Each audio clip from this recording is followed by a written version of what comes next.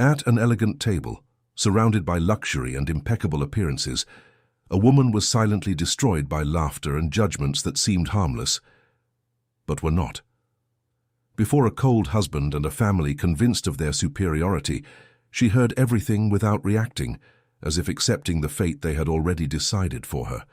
What no one realized is that, behind that silence, there existed absolute control of the situation, waiting only for the right moment to reveal itself.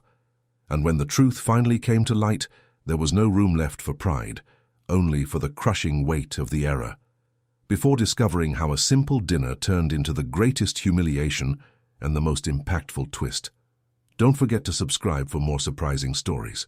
The table was set with the meticulousness of someone who needs to prove something. Murano crystals reflected the light of imported chandeliers, and the aroma of a dinner prepared by a hired chef filled every corner of the apartment in Itaim Bibi. It was one of the most valued addresses in São Paulo, one of those penthouses that appear in architecture magazines with carefully lit photos and no marks of real life. Everything there had been designed to impress, and everyone there knew it except perhaps the woman sitting at the center of the long table with the posture of someone who does not need a scenery to occupy space. Beatriz Fontes was 42 years old and carried each one of them with a serenity that deeply bothered those who looked at her. It wasn't beauty, although she was beautiful, nor elegance, although she never seemed out of place. It was something else, something harder to name, a kind of dense presence like that of someone who knows exactly where they are and why. Around her, the Drummond family displayed the usual choreography. Renato, her husband, at the head of the table, in the suit he used only when he wanted to seem more important than he was. Donna Lourdes, her mother-in-law, in a genuine pearl necklace and a smile that never reached her eyes. Fabio, a lawyer brother-in-law with the particular arrogance of someone who studied at a private university and believes that equates to wisdom. And Claudia, a sister-in-law who laughed before the joke ended and agreed with everything her brother said. Beatrice had known each of them for 15 years, and in 15 years nothing had ever changed in those people. So she came. Renato's voice had that calculated lightness of someone who rehearsed cruelty so it would seem casual. I thought maybe you had cancelled. You always have some mysterious commitment, don't you, Bay? Beatrice raised her eyes from the water glass. She did not answer immediately. This pause, she knew, was unbearable for him. Commitments exist to be fulfilled, Renato, she said with a firm voice and no warmth, just like agreements. Donna Lourdes coughed discreetly and repositioned the napkin on her lap. It was her gesture to signal discomfort without having to admit it. Fabio served himself more wine, as if the conversation already bored him, and Claudia looked at her plate with the smile of someone who holds information they are yet to use. The dinner had been summoned by Renato with unusual formality, an invitation by message, no call, no prior conversation. Just, Wednesday, 8 o'clock at night. We need to resolve the matter once and for all. The whole family will be there. Beatrice reread the message 3 times, not out of doubt but out of curiosity. She knew what was coming. She had known for longer than Renato imagined. The first courses arrived with silent efficiency. Asparagus risottos, carpaccio appetizer, artisanal bread with truffled butter, everything expensive, everything designed to say, we are the ones who have, and you are not. How is your consulting work going? Claudia asked, with the intonation of someone placing invisible quotation marks around a word. Still with those small clients? Beatrice cut a piece of the carpaccio with precision. The clients are fine, thank you. It must be difficult, Claudia continued, without waiting for an invitation to proceed. Maintaining a portfolio like that, without structure, without a real office, I wouldn't have the patience. Fortunately, Beatrice replied, bringing the fork to her mouth, each person has the patience that their work requires. Fabio let out a short laugh through his nose. Donna Lourdes rearranged her necklace. Renato watched attentively, as if measuring the right moment for the next stage of the night. And the moment came between the main course and dessert, when the silence became dense enough to be exploited. Renato stood up from his chair with that slowness, of someone who wants everyone to pay attention. He opened his jacket, took out a thick beige envelope, closed with a seal, and placed it on the white tablecloth in front of Beatrice with a gesture that wanted to be definitive. "I thought it was better to do this here," he said with a voice slightly too controlled, "in the presence of the family, so that there are no doubts later, nor different versions of what happened." Beatrice did not touch the envelope. She looked at him, then at the envelope, then back to Renato. "They are the papers," he said, when he realized she was not going to ask. "I know what it is," she replied. "Fabio reviewed everything. It is a fair agreement. You keep the apartment in Perdizes, the car, and an amount that will give you time to reorganize." He made a brief pause, probably rehearsed.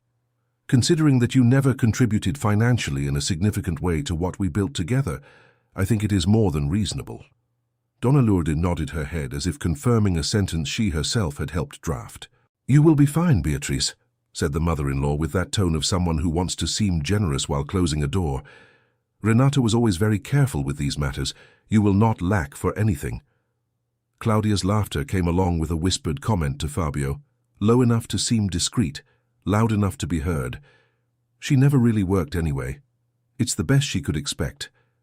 Beatrice took a deep breath. Not out of anger.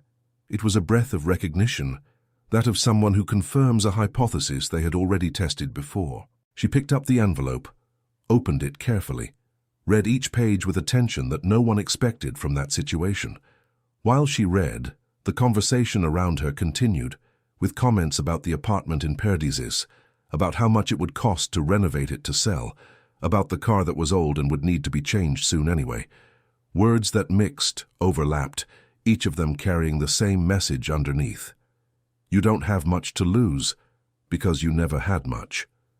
Beatrice finished reading, folded the pages carefully one by one and put them back inside the envelope. Then she asked the waiter for a pen, who brought it in a matter of seconds. She signed where it was necessary, without haste, without hesitating, with the signature of someone who was not signing a defeat, but ending a cycle that had already completed itself a long time ago. She returned the envelope to Renato, stood up from the chair, picked up her bag naturally. "I hope the rest of the night is pleasant for you," she said, and then, already near the exit, she stopped. She turned slightly, with her gaze going straight to Renato. "Ah," she spoke with a calmness that cut more than any volume of voice. "It would be interesting if you watched the news tomorrow morning. Open channel will do." Claudia opened her mouth for some comment. Renato frowned. Donna Lourdes let slip a crooked smile. Beatrice did not wait for the answer. She left. The sound of her heels on the marble floor faded until it disappeared, and the apartment became for a moment strangely quiet. Afterwards the laughter returned, and with it the comfortable certainty that they knew very well who that woman was, or so they believed. Thursday morning arrived in São Paulo, with that grey luminosity that the city uses when it wants to seem indifferent. In the penthouses of Itaim Bibi, the sun was still fighting against the low clouds when Renato Drummond got out of bed at 7:20, with the satisfaction of someone who had slept well after resolving a matter pending for a long time. In the kitchen, the maid had already prepared coffee and pão na chapa, grilled bread. The apartment had the silence of places where no one truly talks, only coexists. Renato turned on the television while waiting for his espresso, with the remote control pointed at the 85-inch set that occupied almost the entire living room wall. He chose the economic news channel out of habit. It was what he always watched in the morning, a routine of a man who likes to feel informed. In the first few minutes, nothing different. Indices from the previous day, international market analysis, commentary on the exchange rate. Renato messed with his phone while listening, answering messages from the family group, where Fabio had already sent an audio saying that Beatrice had signed without resistance, that the lawyer would confirm the protocol still that week, and that the chapter was, finally, closed. Donna Lourdes responded with a heart emoji. Claudia sent, "I knew it was going to be that easy." Renato was typing his own response when the presenter's voice changed tone. He did not look up immediately. It was the word that made him stop. A consolidation of one of the most significant business operations of the last 5 years in Brazil. Fontes Capital, an investment holding company headquartered in São Paulo and with a presence in 11 countries, confirms this morning the conclusion of the IPO process on the New York Stock Exchange in one of the largest initial public offerings ever carried out by a company of Brazilian origin. The founder and main shareholder, Beatriz Fontes, now appears among the 50 richest individuals in the country with an estimated net worth. Renato looked up. On the screen, a photograph of Beatriz. Not the photograph of the woman who had walked out of his door the night before with a discreet leather bag and no words of farewell. It was a different photograph. The same woman, but with a look that he recognized and at the same time had never seen before. Direct, calculated, calm, in the way that is only possible for someone who does not need anyone's approval. The espresso went cold in the cup. He stood motionless before the television for how long he could not say. The information kept coming through the presenter's voice, data, percentages, names of companies that integrated the holding, sectors of activity that ranged from financial technology to port infrastructure. Fontes Capital had not appeared yesterday. It had appeared 14 years ago, which meant it existed before the marriage, during the marriage, and would continue to exist after. 14 years. Renato tried to do the mental calculation of how many times, in those 14 years, he had referred to Beatriz's work as those consultancies of hers, as if it were something minor, tolerated, an occupation to fill the time of a woman who didn't have much else to do. He tried to remember how many times he had interrupted a call of hers, with a gesture of impatience because she was on the phone with clients again. He tried to recall how many times Dona Lourdes had suggested, in front of Beatriz, that an executive's wife didn't need to exert herself so much in a career because the husband already supported the family's standard of living. The phone in his hand vibrated. It was Fabio. "Are you seeing what I'm seeing?" Then Claudia. "Renato, call me. Now." Then Dona Lourdes, who did not send a message but called directly, and the call rang 3 times before Renato realized he had the device in his hand. Son, his mother's voice had a texture he rarely heard, something between daze and an attempt to maintain control. "Are you watching?" "I'm seeing it," he replied. "That woman," said Dona Lourdes, and stopped in the middle of the sentence as if the following words had gotten stuck somewhere before reaching her mouth. On the television, the coverage advanced. A reporter was live in front of the Fontes Capital headquarters building on Faria Lima, a building of glass and steel, modern without unnecessary ostentation, with the company logo engraved in brushed metal on the facade, discreet even in architecture, like someone who does not need to shout to be heard. The businesswoman Beatriz Fontes rarely appears at public events. The reporter spoke with that urgency of morning live broadcasts, and little was known about her personal life.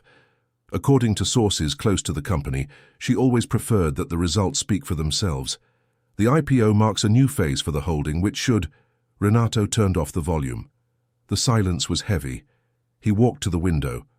Down there, São Paulo functioned with its usual indifference. Cars, people, the distant noise of a city that never stops moving. And somewhere in that city, Beatriz was starting her Thursday like any other day. The realization came slowly, like water infiltrating through a crack. Not all at once, not with a snap, but each fragment of the previous night began to reposition itself in his memory with a different meaning than what it had seemed at the time. Her posture at the table, the way she had read each page of the documents without urgency, the firm signature without hesitation, and the sentence before leaving, said with that strange calmness that he had interpreted as resignation, but which he now understood was something else entirely. She knew everything, and she had gone to that dinner anyway, not to negotiate, not to plead nor to confront. She had gone to sign, to close, to leave. The beige envelope was still on the dinner table, where he had forgotten it the night before. Renato picked it up, looked at Beatriz's signature on the last pages. A firm handwriting, without flourishes, without the type of signature that people develop when they want their name to seem important. Just the signature of someone who always knew who she was and never needed to prove it to anyone else. The phone vibrated again. Fabio calling this time. "Renato, you need to call Marcelo. Marcelo from the legal consultancy. We need to understand if the agreement is still valid, if she—" "The agreement is valid," said Renato. "She signed. It was she who wanted to sign.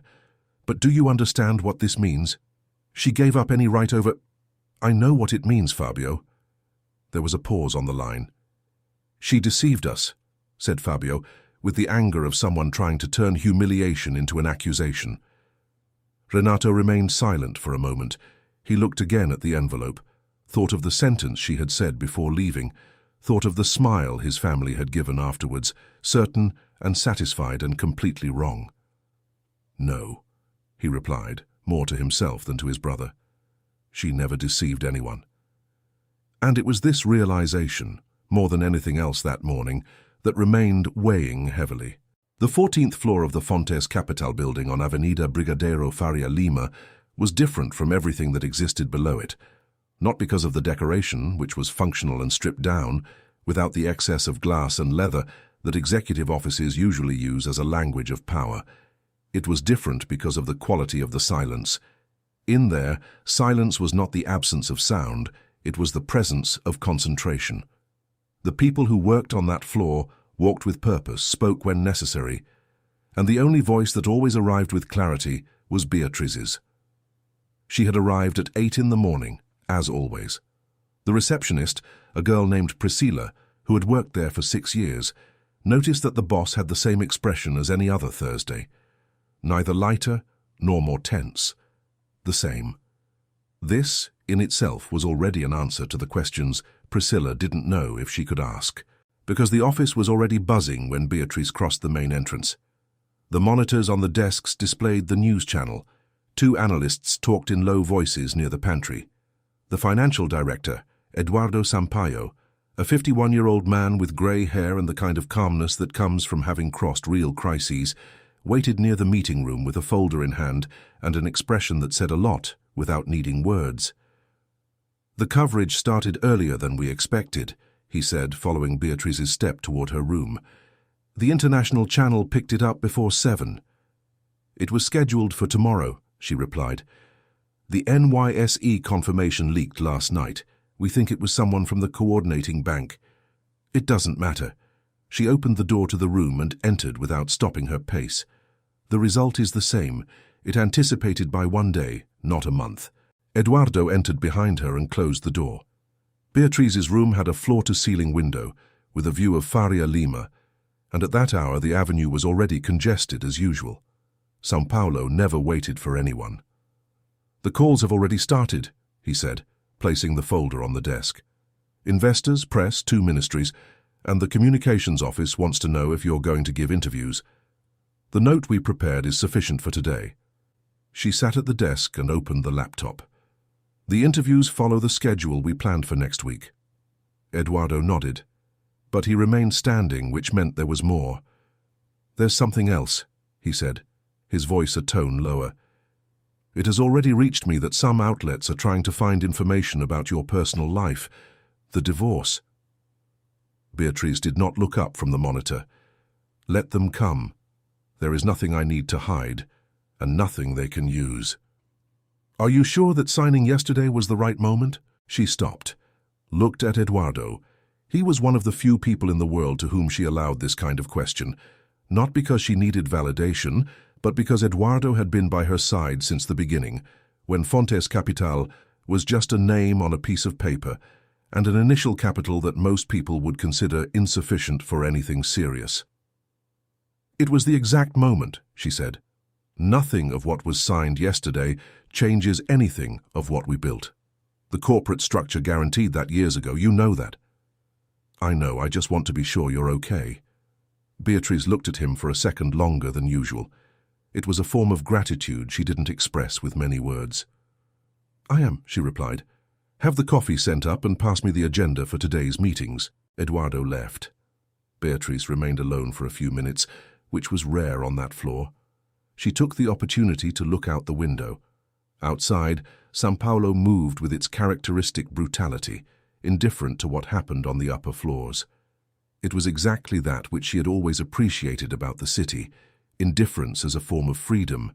Here, no one stopped to ask who you were. You simply functioned or you didn't. And she had functioned. But there was a cost to that which no balance sheet accounted for. She knew that better than anyone. 15 years ago, when she had accepted Renato Drummond's marriage proposal, she was still in the early stages of building the holding. It was no secret that she worked, that she had clients, that she traveled. What had been consciously kept out of the conversation was the scale, not out of dishonesty, but because she had learned early on that certain truths told at the wrong moment change the way people see you before they truly know you. And Renato had known her, or had had the opportunity. She closed her eyes for a moment, not out of sadness. It was a kind of inventory. 15 years were not erased by a signature, nor by a morning of news. They were 15 years of meals, of trips, of shared decisions, and of others she had made alone at 3 a.m. while he slept.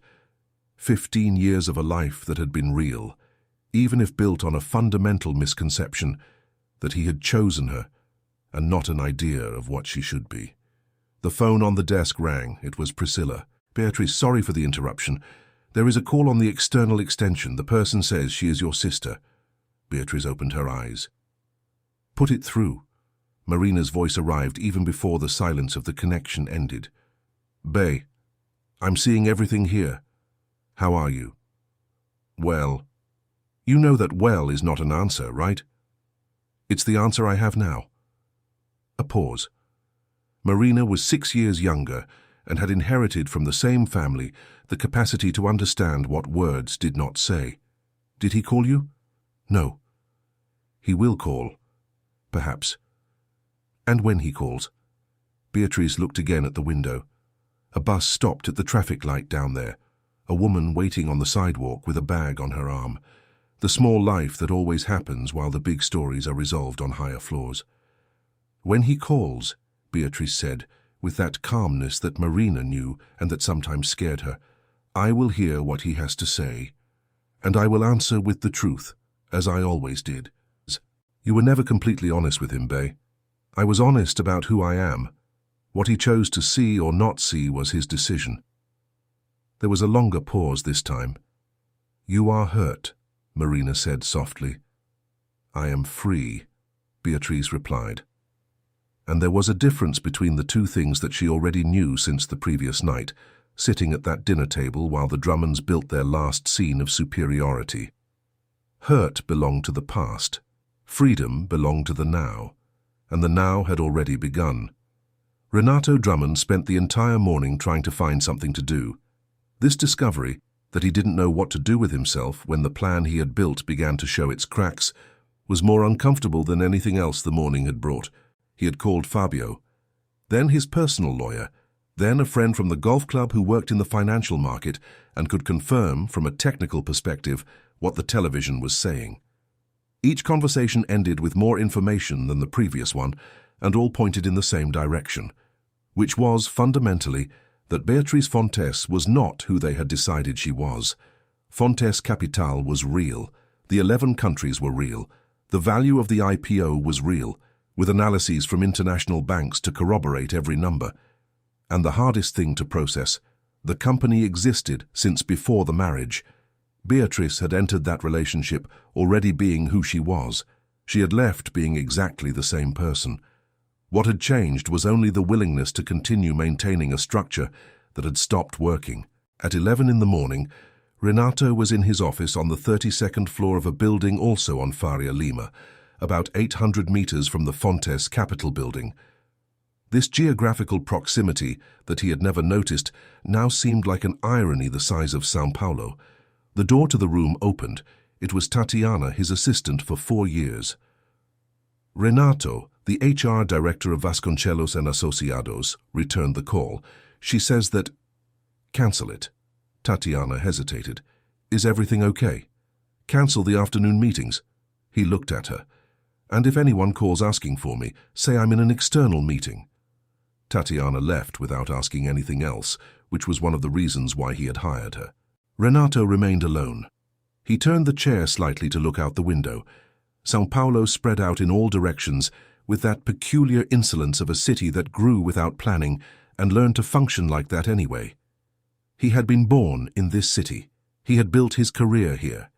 He believed he knew it well enough to understand how things worked, who had power, who didn't, how success was measured and by whom. He had erred in at least one fundamental part of that calculation. The problem, he was beginning to realize, was not just the revelation itself, it was what the revelation revealed about him, about how he had looked at Beatrice, about what he had decided to see and what he had chosen to ignore. He thought of the first time he had seen her. It was a corporate reception 16 years ago in a hotel in Jardin. She was in a simple black dress without excessive jewelry, with a glass of mineral water in her hand, listening to a conversation instead of leading it.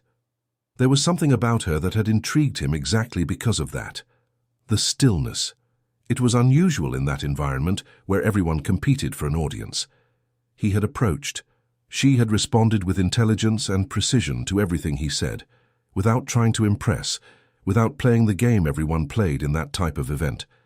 And he had thought, with the silent arrogance of someone who had never examined her, she is different. Different, he had concluded, for being simple, direct, without the ambitions he associated with the women he knew in the corporate world, but different was not synonymous with simple. And he had mixed the two things for 15 years. The phone on the desk had 12 unread notifications, some from Fabio, one from Donna Lourdes, 3 from work contacts who had certainly already seen the news and were connecting the dots. He ignored them all. He opened, instead, the photo camera, scrolled back without a specific destination, just looking. Photos of trips they had taken together, Rio de Janeiro, Lisbon, Buenos Aires. Photos of dinners. A photo of Beatriz in front of the sea, in Trancoso. With that look he had never been able to completely define, but which now, with everything he knew, he was beginning to understand. It was the look of someone who is present in the moment, and at the same time beyond it, who savors what is real without needing the real to be all that exists. He had interpreted that as distance, as emotional coldness. It had been perhaps the exact opposite. The phone vibrated with a news notification. A headline from a major finance portal, Beatriz Fontes, the businesswoman who built an empire away from the spotlight. He clicked without meaning to, and the article opened. There was a photo of her leaving the Fontes Capital building that morning. The same woman, the same face, the same eyes, but framed in another way by the world. Suddenly, she seemed completely different from any image he had kept of her. It wasn't she who had changed. It was the lens. Renato put the phone down, leaned his head on the back of the chair and stared at the ceiling for a time he couldn't measure.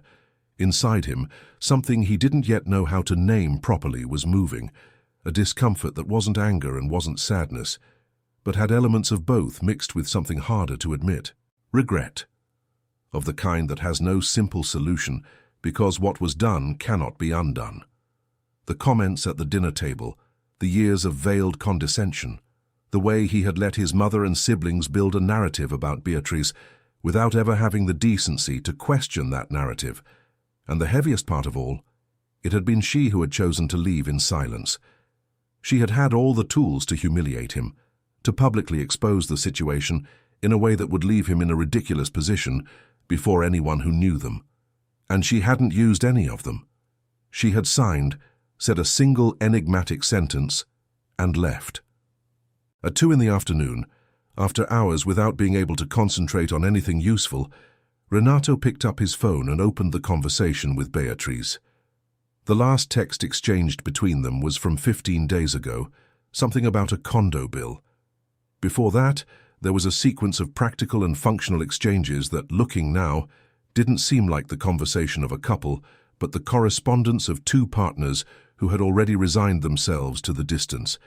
He started typing, stopped, deleted, started again, stopped again. There was nothing to say that was sufficient. There were no words that could cover the size of what had passed. And perhaps that was, finally, the first honest conclusion he had reached that morning. He put the phone down without sending anything. Outside, São Paulo continued indifferent, and at some point on that horizon of concrete and glass, Beatriz Fontes was conducting her Thursday, without needing any response from him to move forward. The following week was one of those in which São Paulo seems to feed on itself. Every portal, every economy column, every market analysis program brought Beatriz Fontes from some different angle. The IPO of Fontes Capital had awakened a voracious appetite in the media for a character who until then had achieved the improbable feat of being relevant without being visible. The articles went deeper as the days passed. Beatriz's trajectory was reconstructed in parts. Born in Ribeirão Preto, daughter of an agricultural company accountant and a mathematics teacher, she had studied administration at USP with a partial scholarship and completed it with part-time jobs.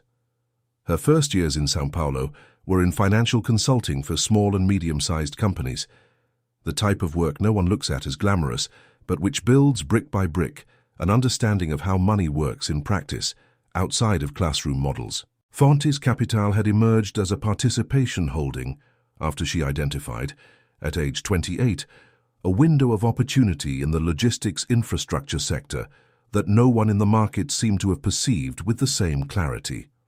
The first major investment had been risky, and she had slept little for months, but it had worked.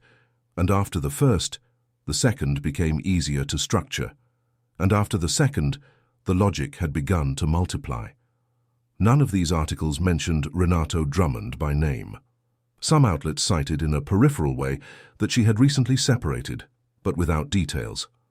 Fontes Capital's communications office had been efficient in keeping the focus on business aspects, and Beatriz had given exactly one interview to the country's largest circulation newspaper, in which she answered questions about the company with the precision of someone who had thought about each answer before needing it. Marina had kept all the articles. There was a notebook on the living room table of her apartment in Pinheiros, with printed digital clippings, underlines, and notes, because Marina processed the world that way. When Beatriz arrived for Saturday lunch, the notebook was strategically visible. "Did you read all that?" Beatriz asked, sitting at the table while Marina put the rice to heat. "Are you still surprised that I do this?" "No." Beatriz looked at the notebook without picking it up. "I'm just evaluating the level of obsession. It's informal journalistic research." Marina came with 2 plates. "And you should be more impressed with yourself. Most people will never appear in these articles like this. Most people are smarter than I am on that point. Notoriety is a responsibility. And a protection, sometimes." Beatriz looked up. Marina was right, and they both knew it. While Beatriz operated in invisibility, she had managed to build without the interference and parasites that success usually attracts. But the IPO required a public face. NYSE regulations demanded transparency about the company's leadership. It was a necessary movement, and she had prepared for it with the same methodology she had applied to any other strategic decision. What there was no way to completely prepare for was the human aspect, the way people around you change when the equation changes. "Mom called," Marina said, serving beans carefully. "She wanted to know if you needed anything." "She doesn't need to worry. She's a mother. Worrying is the final product." Beatriz smiled slightly. It was one of the smiles she didn't use on the 14th floor. It was the smile of Bay, the one from Ribeirão Preto, the one who had learned to do math before the other boys in the class, and who had cried hidden when her father lost his job and they had to sell the car. "How are you really?" Marina asked, sitting in front of her. Beatriz picked up the fork. "I'm resolving it. That's different from being well." "I know." The two ate for a moment in silence. It was the type of silence that only exists between people who don't need to fill the space to remain present. "Did he call?" Marina asked. "No." "He will call." "You already said that." "Because it's true. Men like Renato need to close chapters with their own words. They can't stand it when someone closes the chapter for them." Beatriz considered that for a moment. "Perhaps, but what he says doesn't change anything of what is already decided." "I know. But it changes something for you, Be, even if it doesn't change the result." It was this inconvenience of having a sister who knew her before any other role she had assumed. Marina was not impressed by the Beatriz of Fontes Capital. She knew the Beatrice who had slept in the room next to hers for 18 years, who had cried in the bathroom when she didn't pass the first time for college, who had eaten instant noodles for months in Sao Paulo without telling anyone because she didn't want her mother to worry. Marina knew the layer beneath all the other layers, and it was impossible to feign absolute serenity in front of someone like that. "He didn't know how to see me," Beatrice said, with a voice lower than usual, "and I kept waiting for too long for him to learn."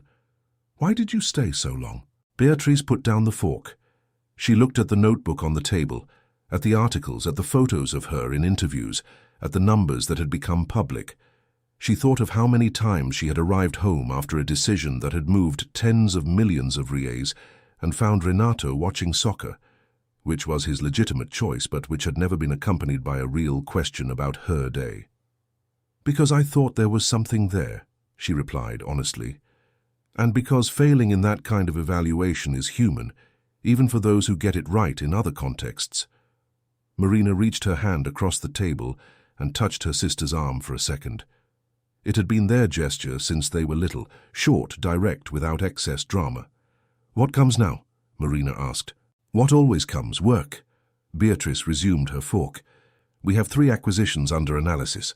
A partnership with a European fund that needs to be closed by the end of the quarter, and the board will need double the attention now that we are a public company." "And personally?" Beatrice considered. "Personally," she said, with a lightness that had cost her to learn. "I'm going to eat these beans, which are excellent. Then I'm going to take a walk in the park. And then I'm going to sleep without looking at the clock at 3 in the morning." Marina laughed, and Beatrice too. And for a few minutes, between the rice and the beans and the view of the apartment in Pinheiros, the most complex story of her life stayed suspended, replaced by the simple noise of 2 sisters having lunch on a Saturday. But outside, São Paulo didn't stop. And at some point in the city, the Drummonds tried to reorganize a narrative that had completely collapsed without anyone having asked them to build it that way.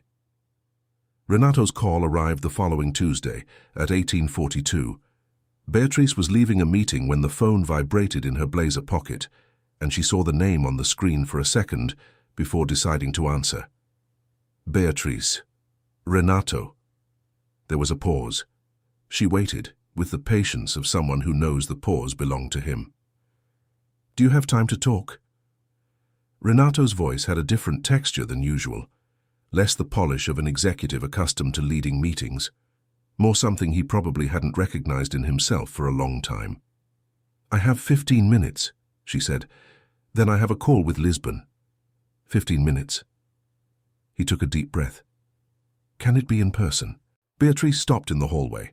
Priscilla was passing through the reception with a stack of documents and cast a discreet look in her direction, to which she responded with an almost imperceptible gesture that she was fine.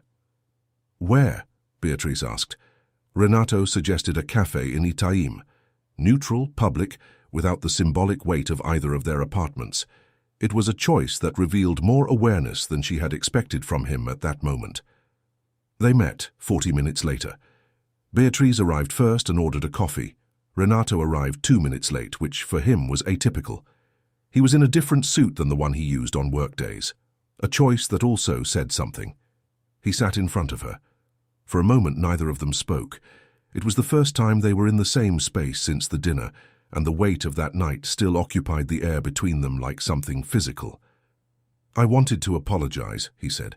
Beatrice observed him. She said nothing. "Not just for the dinner," he continued, "for the entire dinner, for the whole situation, for how my family behaved." He paused. "For how I behaved, for much longer than one night." "Renato, let me finish." It was a request, not an interruption. "I needed a few days to organize what I want to say because I knew that if I spoke before that it would come out wrong." Beatrice put down her cup, crossed her hands over the table, gave him the space. "I looked at you for 15 years and decided what you were before asking." Renato's voice had a firmness that seemed to cost him. "I let my family build an image of you that I never questioned, because it was convenient for me. Because if you were what they said, then I was what I imagined myself to be." He looked at the table for a second and then back at her. "And I wasn't." Beatrice did not respond immediately. There was something in that she needed to let settle before speaking. "You knew I worked," she said carefully. "You always knew." "I knew you worked. I didn't know what you were building." He leaned his body slightly forward. "But the problem isn't just that. The problem is that I never asked. I never had real curiosity for what you did. I treated your work as a tolerated hobby." He made a pause. "And that I can't justify with any information I had or didn't have." Beatrice looked at him for a long moment. "Why were you asking me for a divorce?" she asked, with a directness he didn't expect. He stayed quiet. "Vanessa," he said, finally, with a voice that recognized the weight of it. "I had been seeing her for 6 months, a colleague from the office, and I had decided that I wanted to move on."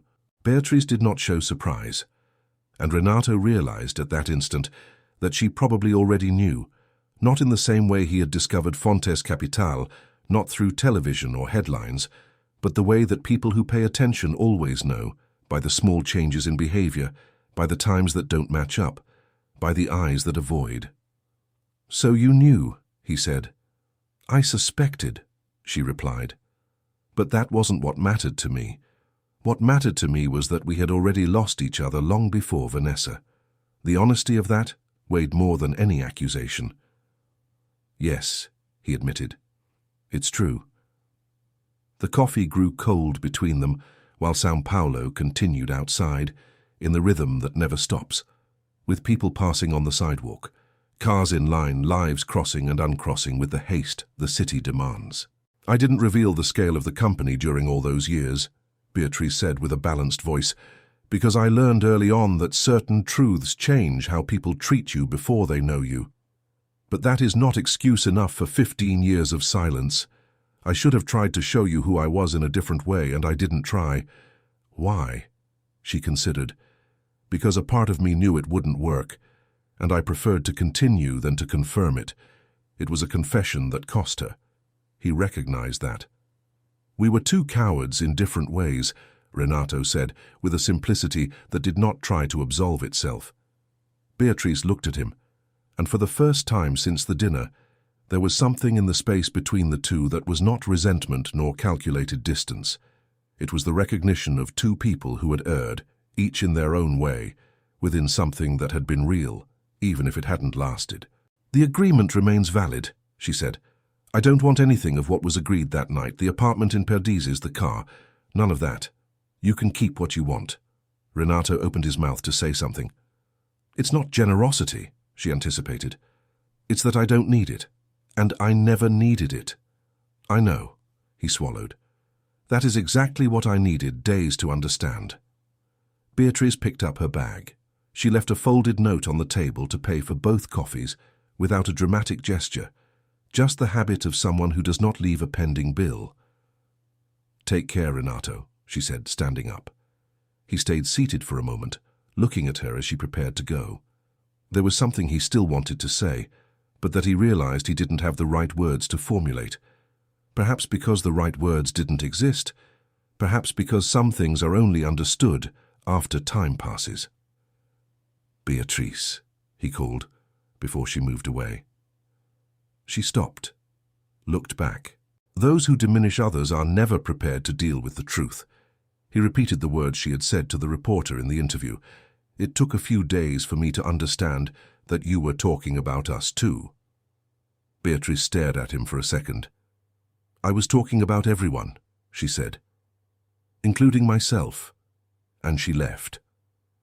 The cafe was empty of everything that had been said and everything that hadn't, and Renato stayed sitting looking at the street, understanding finally that the chapter had been closed with the precision of someone who knew exactly when and how to do it.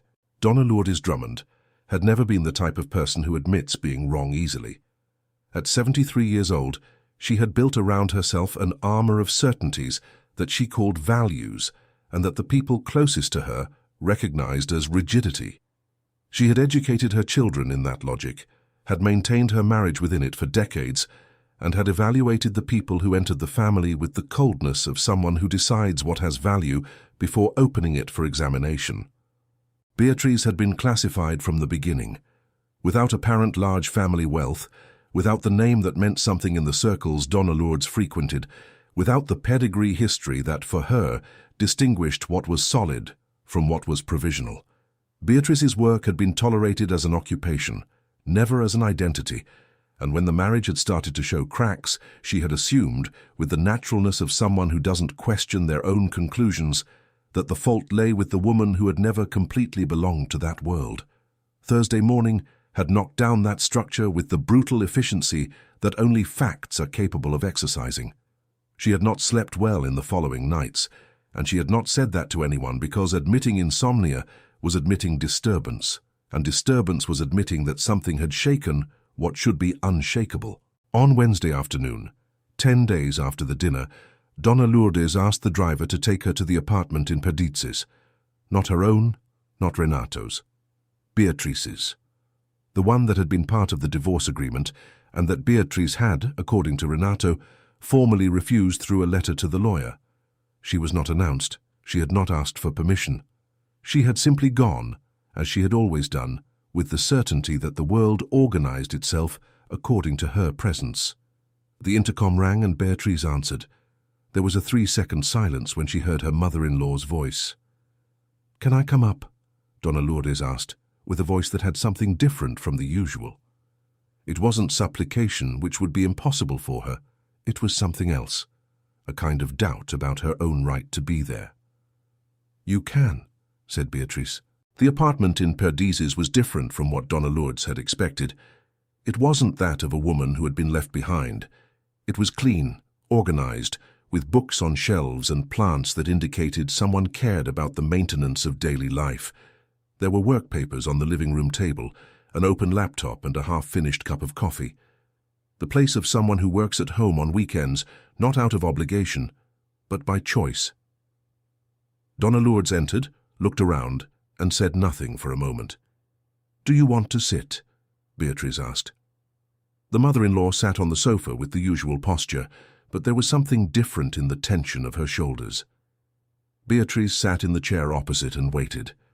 She had learned over 15 years that with Donna Lourdes it was always better to wait. She would reach the point in her own time, not in anyone else's time. "I saw the articles," the mother-in-law said finally. "I read some of them. I know. There were things there I didn't know. Yes." Donna Lourdes looked at her hands. It was an uncommon gesture. She used to keep her gaze fixed on people as a form of control. "I didn't come to apologize," she said. "I know that too. I'm not good at it. I know." The mother-in-law raised her eyes. "But I came to say that I was unfair to you." The words came out slowly, with the care of someone who is carrying something heavy and needs to set it down without breaking it. "I didn't know how to see you, and I contributed to Renato not knowing how either." Beatrice stayed in silence for a moment. "You didn't contribute alone," she said. "I didn't help either. I stayed in silence when I could have been more direct." Donna Lourdes looked at her with an expression that mixed recognition and strangeness, that of someone who had expected a different reaction and doesn't quite know what to do with the one she received. "Aren't you going to tell me it's okay?" asked the mother-in-law. "No, because it wasn't okay." Beatrice spoke with care and clarity. 15 years of diminishing comments don't disappear because there is a business revelation. And what you and your family did that night was cruel, even if there were no company underneath it. Donna Lourdes did not answer immediately, but she also did not look away. "What do you do with someone like that?" asked the mother-in-law, with a voice that was no longer that of someone who controls the room. It was that of a 73-year-old woman trying to understand something that had become larger than she had calculated. "Whatever you want," said Beatrice, with a firmness that had no anger. "You can continue being who you always were. You can learn something different. That is a choice that is only yours, as it always was." Donna Lourdes stared at her for a few more seconds, and then, with the slow movement of someone who is not used to surrendering even to herself, she nodded slightly with her head. It wasn't a formal apology. It wasn't a cinematic transformation. It was just an old lady sitting on a sofa admitting, in silence, that she had gotten the math wrong. And for Beatrice, at that moment, it was enough. The visit lasted less than 20 minutes. Donna Lourdes stood up with her usual posture, thanked her for the time with her usual formality, and left. Beatrice accompanied her to the door and stayed for a moment looking at the hallway after the elevator closed. There was something that settled inside her with that, not a cure, not a perfect resolution, but an adjustment. The feeling that the pieces had been called to honesty, each in its limit, each in its time. She went back to the work desk. There was a message from Eduardo with the update on the European partnership, one from the legal board about NYSE regulation, one from Marina asking what she wanted for her birthday, which was in 3 weeks. Beatrice replied in reverse order, first Marina, then Eduardo, then the board, and then she opened a projection file for the following quarter and went back to work, which was the place where she had always known exactly who she was and what she was doing. Outside, Perdizes had that neighborhood life that Itaim would never have, a baker who called clients by name, a square with people walking without haste, a city within the city that existed in its own rhythm. And Beatrice, for the first time in a long time, heard that rhythm without needing to muffle it. 3 weeks after the dinner, Fontes Capital held its first public event since the IPO. It wasn't a celebration, at least not in the mold that the financial market usually uses for those occasions.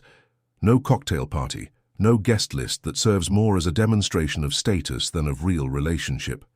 It was a seminar, 2 days of discussions on investments in social infrastructure with panelists from 5 countries, open to professionals, researchers, and representatives of third sector organizations.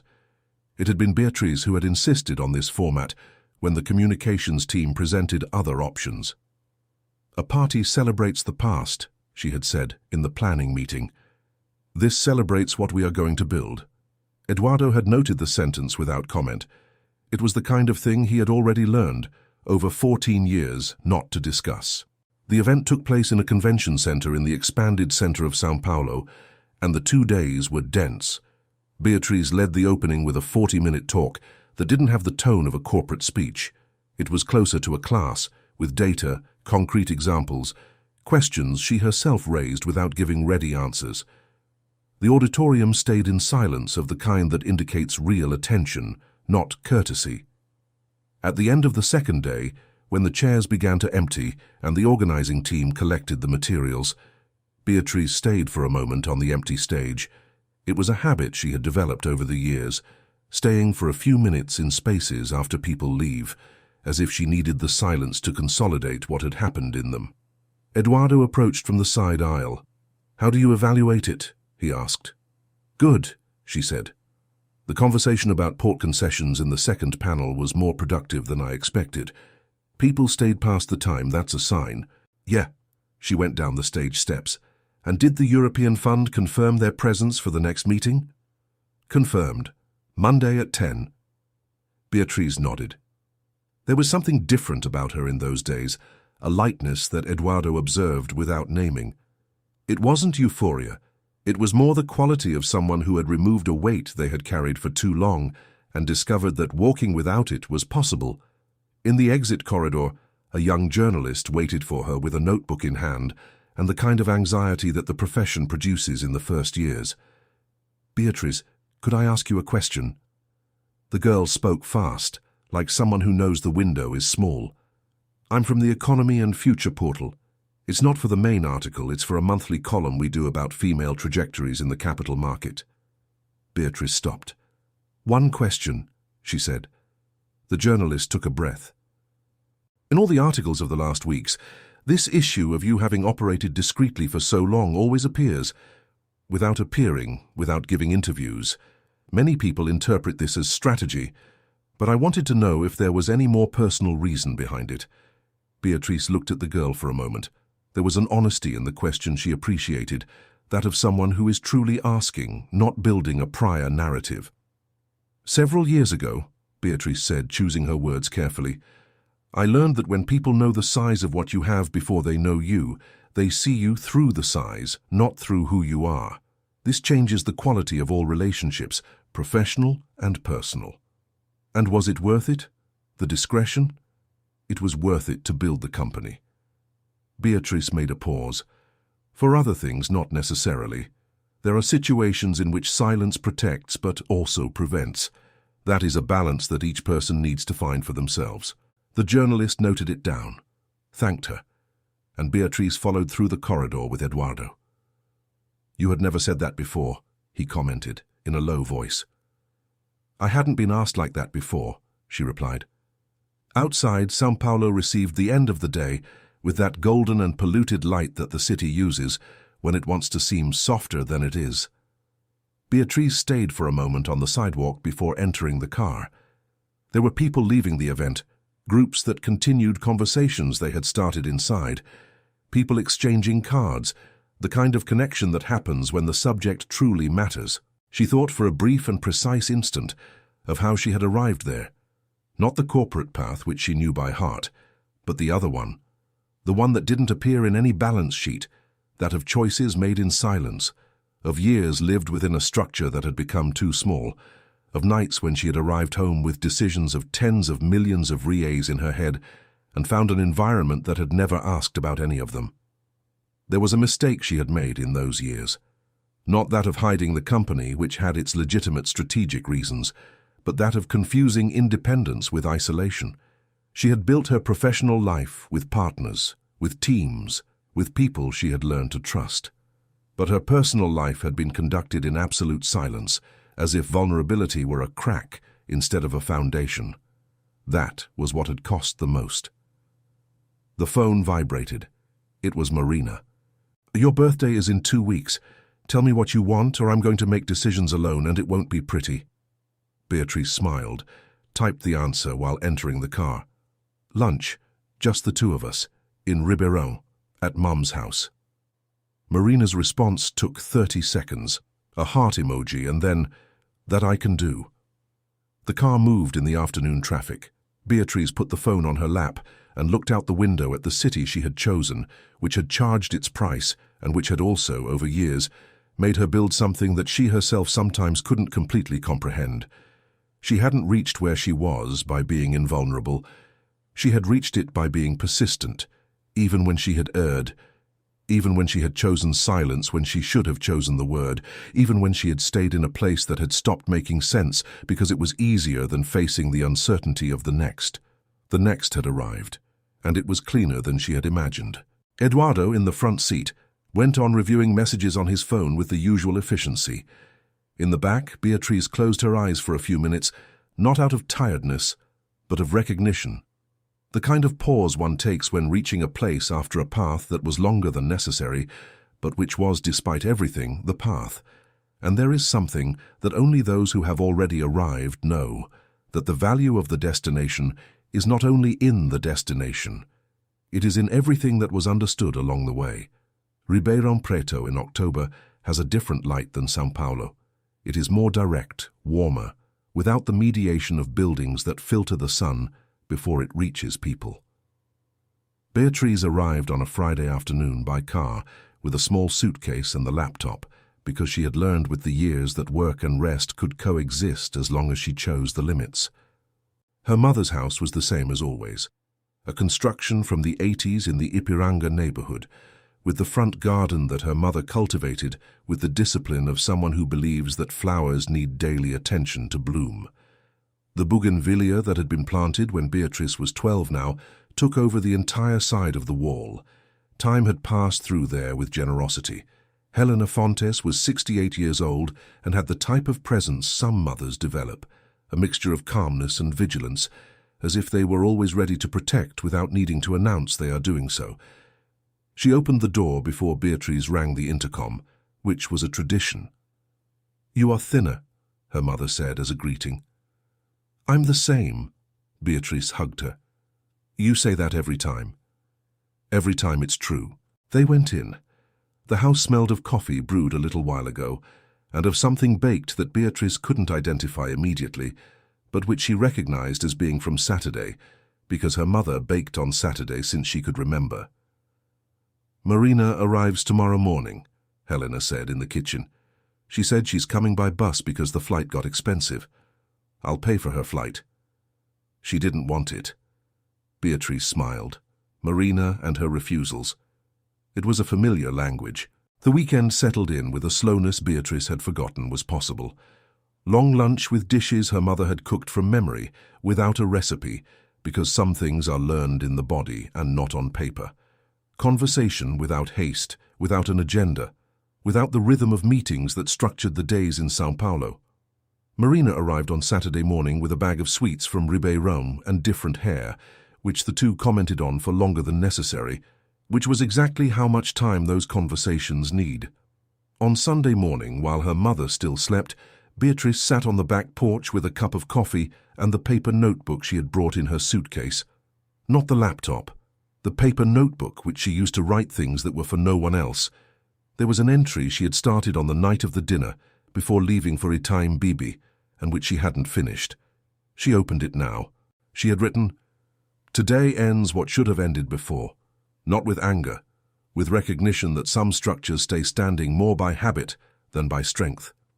She looked at what she had written and added, with the ballpoint pen that was in her cardigan pocket.